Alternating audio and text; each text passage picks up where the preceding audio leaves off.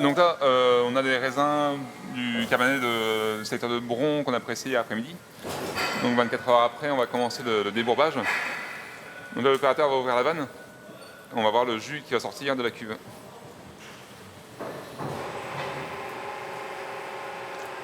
Donc là, on a un jus parfaitement clair qui va être soutiré et qui est parti dans les cuves de fermentation. À ce moment-là, on va également préparer les levures qui vont permettre la fermentation alcoolique du vin. Donc là, on voit le jus clair qui se sépare des bourbes. Et ces bourbes sont envoyées dans une deuxième cuve pour bien se séparer du mou qui part en fermentation. Donc là, ces bourbes, vous allez, voilà, on va extraire le maximum de jus. Alors pour récupérer le maximum de jus, ces bourbes vont être filtrées, soit un filtre à plaque, et elles vont être remises en fermentation à côté. Voilà. Le jus clair uniquement, et donc les parties les plus solides seront éjettées en déchets. Voilà, en déchets, ça va former une espèce de petit Ce sera gâteau une de pâte, palais. en fait, un gâteau, voilà, qu'on ne souhaite pas avoir en vinification. Et donc ça part en déchets directement, purement et Directement en simplement, déchets. pas en distillerie, comme on Non. a pu le voir tout à l'heure avec les rafles. Donc là, on va voir, après le débourbage, qu'on va suivre au pressoir, l'apparition du jus qui est plus clair, qui partira en fermentation. Tenez. Et donc dans cette cuve-là, on va retrouver les bourbes, donc qui représentent toutes les parties solides du raisin, qui ne partiront pas en fermentation. Donc avant filtration. Voilà. Donc ça, elles ne sont pas encore filtrées. Dedans, on a encore beaucoup de jus. Ce jus, on va le filtrer. On va récupérer après du jus clair comme celui-ci. Voilà. Donc on voit bien l'effet du débourbage. Le jus le plus clair sur nos cuvées, des bourbes qui sont bien séparées. Au niveau, on est toujours sur le Cabernet Franc, le raisin rouge, Oui. que l'on a vu vendanger. Voilà. C'est toujours la même parcelle que vous avez suivi. Le cabernet du secteur de Bron. Donc voilà, donc sans la macération, on n'a pas recherché à extraire les anthocyanes. Pas du tout. Voilà. On reste toujours sur le vin de base, pressurage direct en grappe entière. Et on sépare bien nos jus comme ça. Donc la préparation des levures, ce sont des levures sèches déshydratées.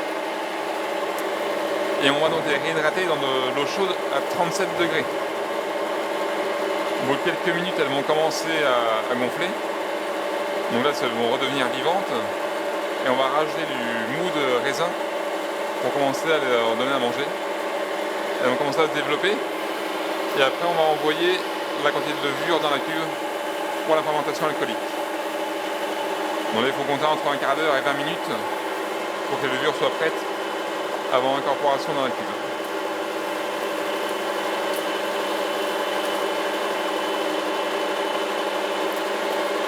En termes de quantité pour une cuve, On est environ sur 15 grammes étaux 15 de grammes, levure. 15 grammes de levure pour... Oui, réhydraté. D'accord. Après, ces levures vont se multiplier jusqu'à la fin de la consommation des Bien sucres. sûr. Donc pour rappel, les levures restent vivantes de quel degré à quel degré en cuve?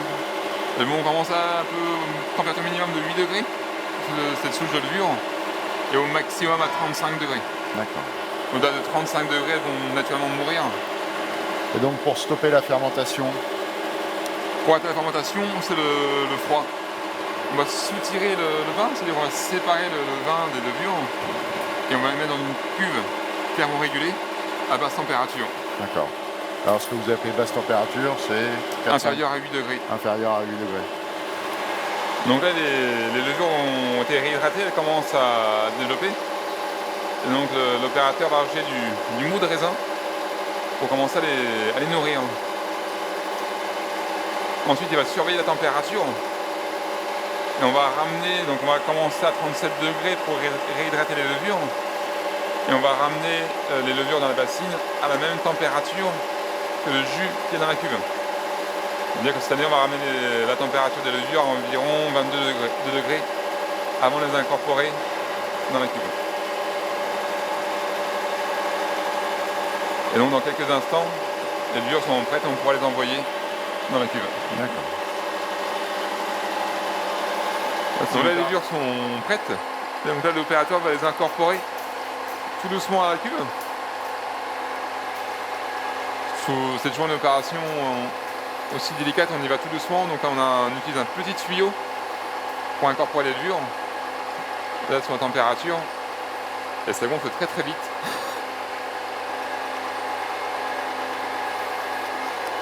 Donc après l'incorporation des levures, la fermentation va commencer à peu près d'ici 24 heures à 48 heures dans la cuve. Et on va maintenir en cuve une température de 18 degrés maximum. Ça nous permettra d'extraire les arômes les plus fins et de ne pas brutaliser le jus de raisin. L'extraction des arômes agit à différentes températures. Oui. Et plus vous montez, moins c'est des arômes que vous souhaitez avoir dans vos vins. Exactement, c'est souvent des arômes un peu plus chauds. Et on ne prend pas le temps d'extraire tous les arômes du jus aussi. D'accord. Vous allez nous expliquer comment on mesure le taux de sucre dans les cuves. Dans les cuves. Donc là, notre cuve, c'est notre cabernet de Bouron, toujours, qu'on a mis en cuve avec des levures. Et là, on va surveiller le suivi de fermentation. Donc là, j'ai prélevé un échantillon de jus dans la cuve. Donc là, on voit bien que la fermentation a commencé. On a déjà les bulles qui apparaissent. Il y a un petit peu de mousse. Et après, on va utiliser un appareil qui va me permettre de mesurer la densité de mon jus de raisin. C'est bon? Alors, une fois que vous avez extrait le jus de la cuve, on va utiliser un appareil qu'on appelle un mustimètre, qui va me permettre de calculer donc la densité du mou.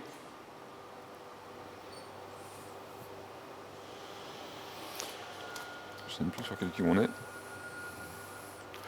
Donc là, on peut s'apercevoir qu'on est... Alors, hop, le chiffre... On est à 1060 à peu près. On est environ 1080. 80. Ouais. 1080. C'est à peu près un taux d'alcool potentiel de 11 degrés pour le vin de base. D'accord. Et vous allez rechercher quel degré au final? Maximum 11,5. Voilà. Donc là, on aura 11,5, donc on est idéal pour nos vins de base. D'accord. Et donc tous les jours, quand la densité va baisser, le petit flotteur va s'enfoncer, le chiffre va évoluer tous les jours, ce qui indique que la fermentation alcoolique se déroule correctement.